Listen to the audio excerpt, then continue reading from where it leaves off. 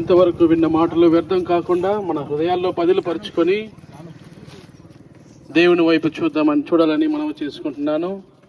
చెన్నై పట్టణం నుంచి ఈ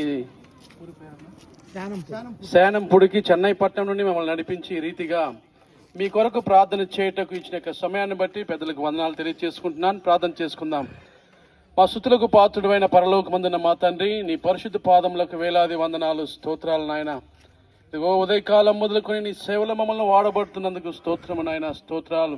ఇదిగో ఈ శానంపుడి గ్రామానికి మమ్మల్ని నడిపించి నీ యొక్క సువార్తను విత్తనాలు వెదజల్లుటకు మాకు ఇచ్చిన యొక్క కృపను బట్టి వందనాలు తండ్రి.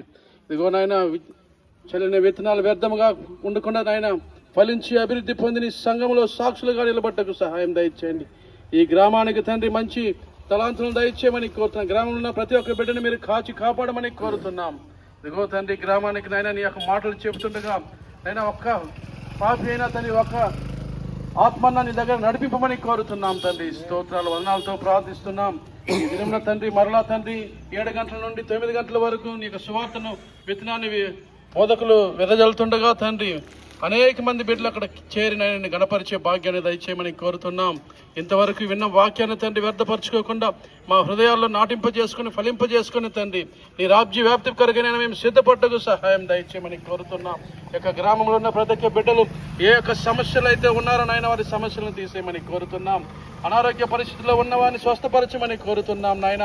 అప్పుల బాధలో ఉన్నవారిని వారికి నాయన మీరు ఆర్థిక సహాయాన్ని మీరు దయచేయమని కోరుతున్నాం.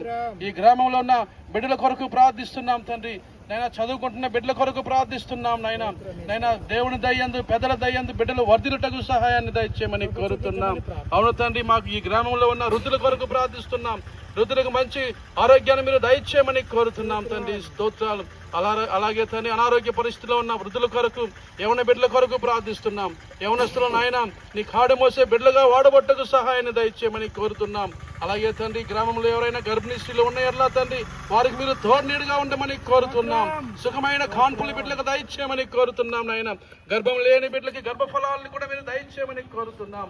ఈ యొక్క సాయంకాలం సమయంలో ఈ యొక్క శానంపుడిలో ఉన్న ప్రతి ఒక్క బిడ్డ కొరకు ప్రార్థిస్తున్నామయ్యా.